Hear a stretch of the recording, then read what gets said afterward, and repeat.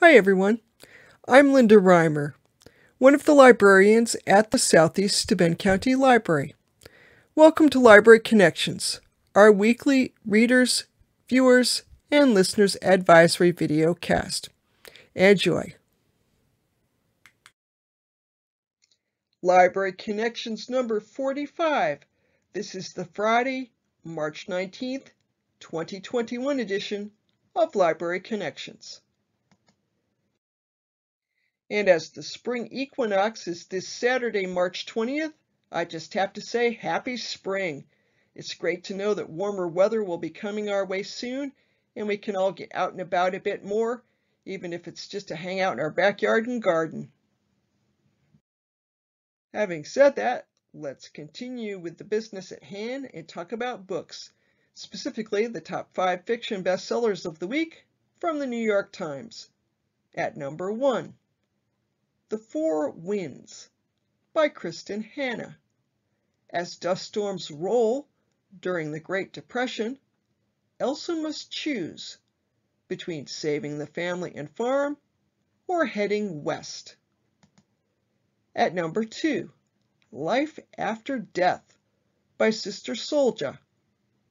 In a sequel to The Coldest Winter Ever, Winter Santiago emerges after time served and seeks revenge. At number 3, Later by Stephen King. An NYPD detective asks the son of a struggling single mother to use his unnatural ability to track a killer. At number 4, Fast Ice by Clive Cussler and Graham Brown, the 18th book in the Numa Files series. Kurt Austin and Joe Zavala uncover a decades-old conspiracy when they search for a missing former colleague in Antarctica. Sounds cold. But I digress. At number 5, The Rose Code by Kate Quinn. As a post-World War II royal wedding approaches, an encrypted letter resurrects an alliance between 3 female code breakers. Moving on to the top 5 nonfiction bestsellers of the week. At number 1, The Code Breaker by Walter Isaacson. How the Nobel Prize winner Jennifer Doudna and her colleagues invented CRISPR, a tool that can edit DNA. At number 2, The Sum of Us by Heather McGhee. The chair of the board of the racial justice organization Color of Change analyzes the impact of racism on the economy. At number 3, Green Lights by Matthew McConaughey. The Academy Award-winning actor shares snippets from the diaries he kept over the last 35 years. At number 4, Caste by Isabel Wilkerson. The Pulitzer Prize-winning journalist examines aspects of caste systems across civilizations and reveals a rigid hierarchy in America today. And at number 5, How to Avoid a Climate Disaster by Bill Gates. A prescription for what business, governments, and individuals can do to work towards zero emissions. Our first recommended read for this week is the debut novel by Rebecca Sachs. It's called City of a Thousand Gates. Now, just a heads up, this is getting top-notch reviews, but the subject material is a bit heavy, so just be aware. Having said that, here's a bit about the plot. After a 14-year-old Israeli settler living in the West Bank is stabbed to death in her bedroom, it's only a matter of time before retaliation begins. In the aftermath of the stabbing, a Palestinian teenager, Salem, is beaten into a coma by 20 Jewish youths. Meanwhile, Vera, a German journalist living in Tel Aviv, chafes at having to write a puff piece about a luxury hotel when she would rather cultivate these important, hard-hitting stories. She interviews Samar, a Palestinian professor at Bethlehem University, whose day begins with another stressful encounter with armed soldiers, this time with two soldiers named Danny and Uri that she encounters at a checkpoint.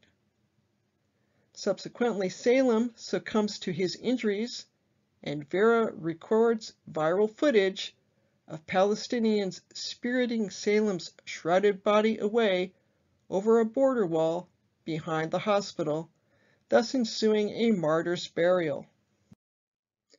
Through the eyes of these and many more compelling characters, Sachs creates a snapshot of lives shattered by decades of conflict.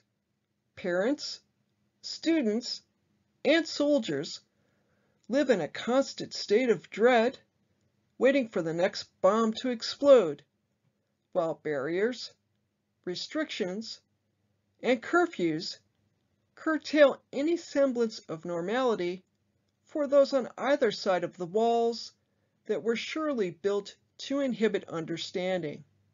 Verdict: this ambitious, forceful debut novel, likely informed by Sachs's years studying in Tel Aviv, personalizes with startling clarity the seemingly unsolvable conundrum that is the Middle East. This is a thinking reader's book, and the review is from Sally Bissell for Library Journal. Our second recommended read for this week is much lighter in tone. This is also a novel. It's called The Narrow Boat Summer, and it's written by Anna Youngson. Youngson tosses together two middle-aged women on the precipice of change in this pleasing buddy tale. Ailing, but hardened, Anastasia, who lives on an English Canal narrowboat, meets Sally Alsop and Eve Warburton when the two strangers break onto her boat after thinking Anastasia's barking dog is in trouble. Quickly feeling trust for the women, Anastasia asks them to take up the duties of her vessel while she gets medical treatment for a mysterious illness. With just a few navigating tips and some gruff advice, recently fired Eve and recently separated Sally travel off down the canals of England, eagerly leaving their former lives behind. Youngson moves the wispy plot, which largely concerns the novice crew's mishaps and encounters with colorful locals, along at a slow pace, frequently drawing parallels to nautical life like this gem. How was it that, when they could plan all this and carry it out, she seemed incapable of following the routes they had chosen on a perfectly reproduced, accurate, annotated scaled map? Oddball characters, such as Billy the singing historian and Arthur the vagabond accountant, buoy the pleasant narrative. Youngson's meditative story satisfies, with its take on the joys of new friendship and the happiness that can be found in the mundane. And I must say, I think you have to be a certain age before you can find many pleasant things in the mundane, or I might refer to it as everyday life. Just a really good cup of coffee in the morning is one of my joys of life, so I know just what she means. Moving on to our first audiobook recommendation of the week. This one's a cozy. It's called Murder in the Manor, written by Fiona Grace and read by Mary Sarah. Lacey Doyle, 39 years old and freshly divorced, needs a drastic change. She needs to quit her job, leave her horrendous boss and New York City, and walk away from the fast life. Making good on her childhood promise to herself, she decides to walk away from it all and to relive a beloved childhood vacation in the quaint English seaside town of Wiltfordshire. Wiltfordshire is exactly as Lacey remembers it, with its ageless architecture, cobblestone streets, and with nature at its doorstep. Lacey doesn't want to go back home, and spontaneously she decides to stay and to give her childhood dream a try. She will open her own antique shop. Lacey finally feels that her life is taking a step in the right direction until, and you knew there was going to be an until, but I digress, until her new star customer turns up dead. As the newcomer in town, all eyes are on Lacey, and it's up to her to clear her own name. With a business to run, a next-door neighbor turned nemesis, a flirty baker across the street, and a crime to solve, is this new life all that Lacey thought it would be? You'll have to check out the mystery to find out. This is the first book in the Lacey Doyle Cozy Mystery series. Our second audiobook recommendation for this week is also a cozy. It just seemed like a good time to recommend some cozies, so here's another one. It's titled The Third Girl, written by Nell Godden and read by Beckett Royce. Boston girl Molly Sutton moves to a small village in France to lick her wounds after a divorce. Castellac is charming, the croissants amazing, the wine delectable. Molly's new life is full of contentment, if a bit short on excitement. But then a girl goes missing, and Molly's world gets turned upside down. Truth be told, no one in the village feels safe. They struggle to believe such darkness could exist in their friendly village, where people spend most of their time thinking about nothing more frightening than what to have for lunch. And when the missing girl's distraught parents come to stay at Molly's B&B, she is drawn into the case, like it or not. Will Molly and the French detective figure out just what happened to Amy Bennett before someone else disappears? You'll have to read or listen to the audio to find out. This is book 1 in the Molly Sutton Mystery Series. Our first streaming recommendation for this week is the new film Boss Level, available through Hulu. The action comedy Boss Level is a lot like Groundhog Day, in that both are about cocky guys who learn humility when forced to relive the same day. But the repetition in this new film has more in common with video games, where the heroes reset at the same point every time they get killed. Frank Grillo plays Roy, a smart alecky bruiser who's gotten good at surviving the gauntlet of assassins who try to murder him each time his day restarts, although he can't quite figure out how to fight his way up to the main bad guy, played by Mel Gibson. Directed and co-written by the accomplished action filmmaker Joe Carnahan, Boss Level follows Roy as he learns how to notice all the small details and side characteristics in his world to help him survive into tomorrow. And that overview is from the New York Times. Our second streaming recommendation for this week is the 1988 film Bull Durham, available now through Amazon Prime Video. The writer-director Ron Shelton's tale of the on- and off-field competitions of a small-town minor league baseball team propelled Kevin Costner, Susan Sarandon, and Tim Robbins to the next level of stardom. And it's not hard to see why.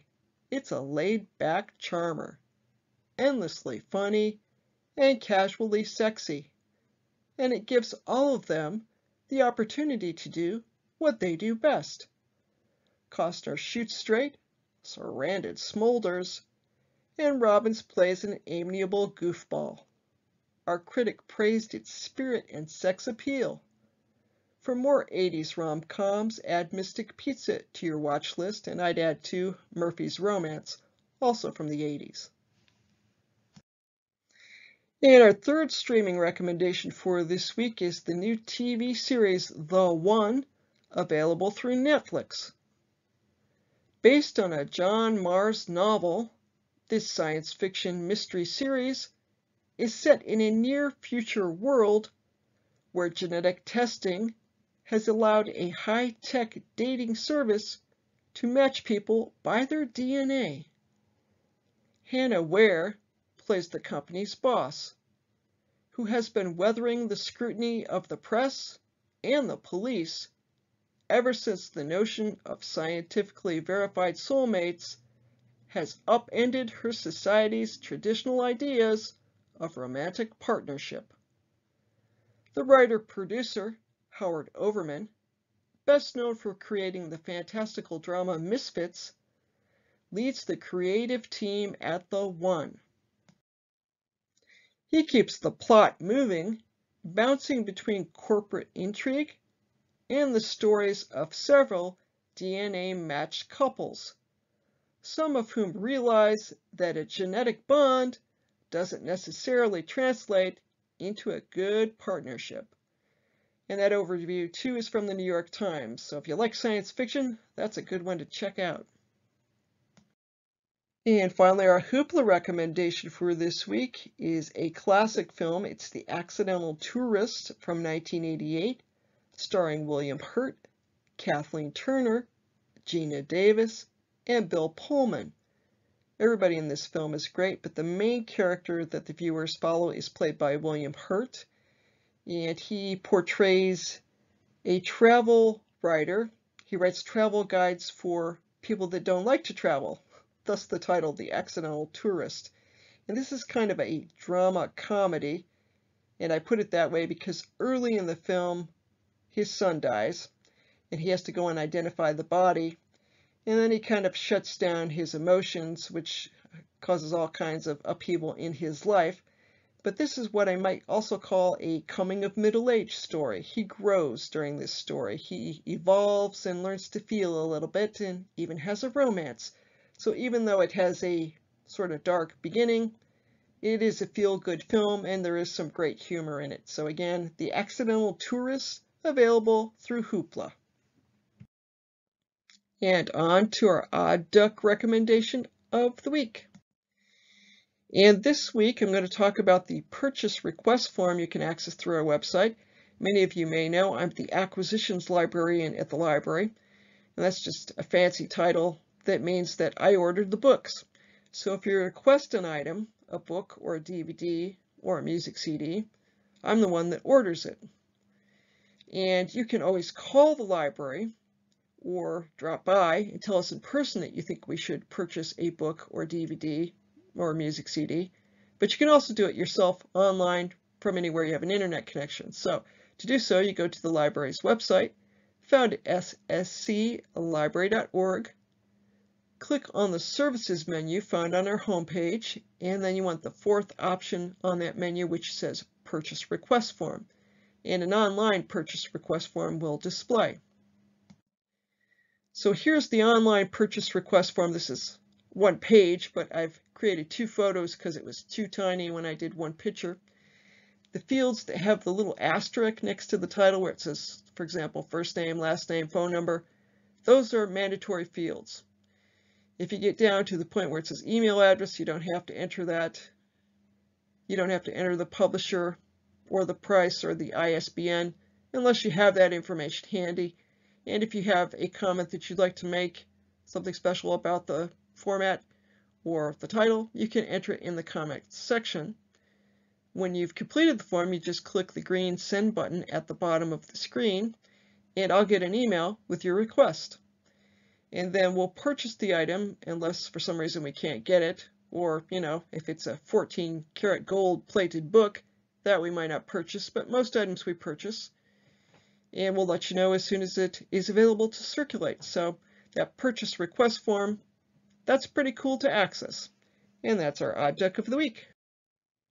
Have questions about this weekly videocast? Let me know. Send an email to me at reimerl@stls.org and I'll get back to you. Again, that's reimerl@stls.org.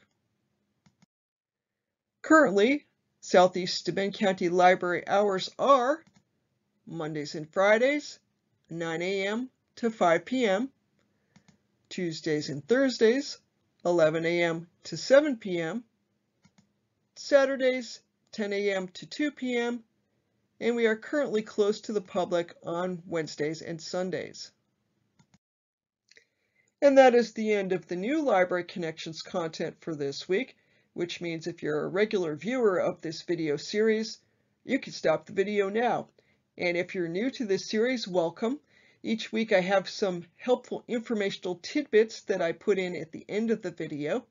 The tidbits include directions as to where you can connect with the library online via our website, catalogs, blogs, and social media pages.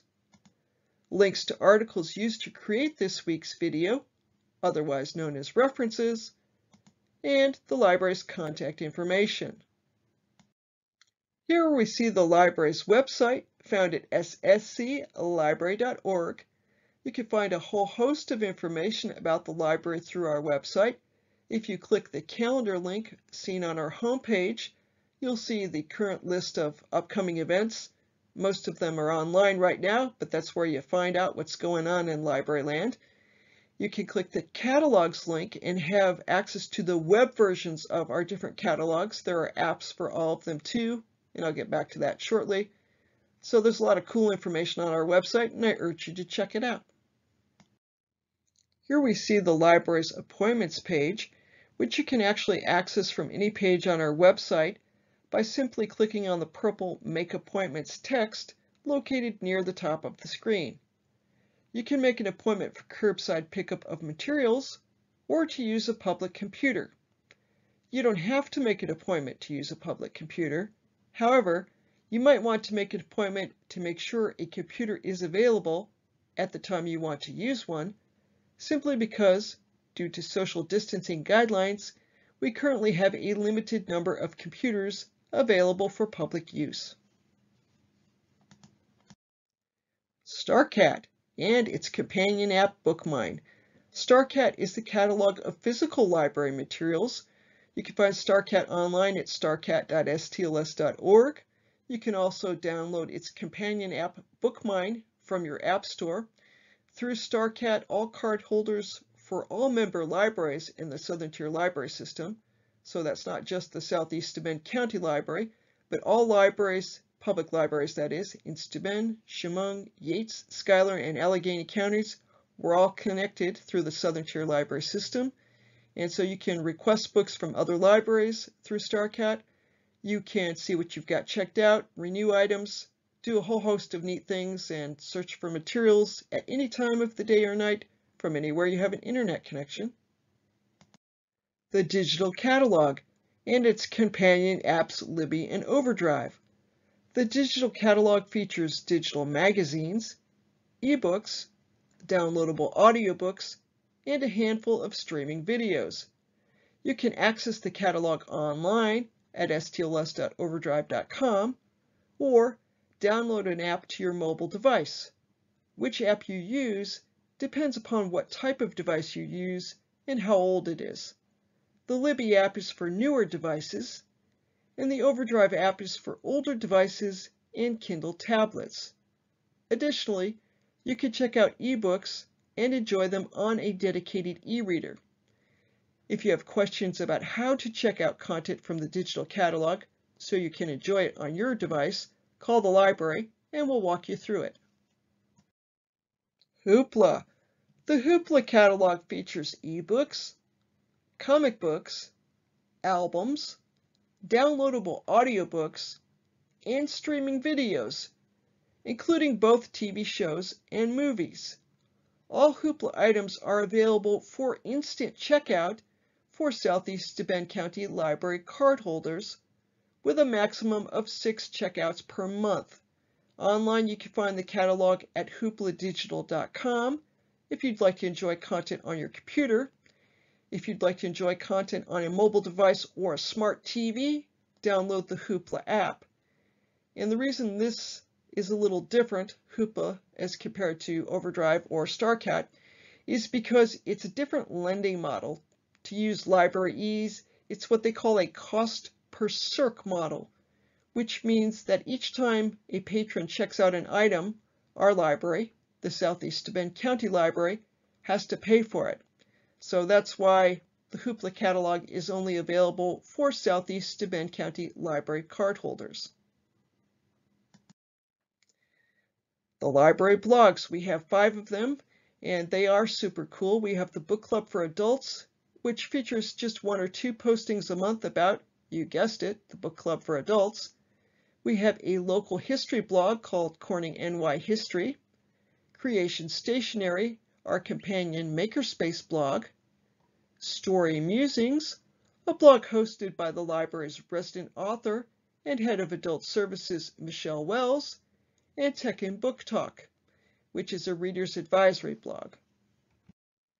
If you have questions about library services during the pandemic or want to make an appointment for curbside pickup, you are welcome to go the traditional route and simply give us a call. The library's telephone number is area code 607-936-3713. Again, that's 607-936-3713. And you can also easily find that number online. Social media. You can connect with the library, read library news, and pose questions to the library via social media. The library has pages on Facebook, Twitter, YouTube, and Instagram. In relation, each video in this series is available on demand via the library's YouTube channel after it has first been shown on Facebook Live. Additionally, each video in this series is posted to the Tech Talk book blog each Monday morning, and that's because in addition to doing these videos, I host the Tech Talk blog. And briefly, our references of the week.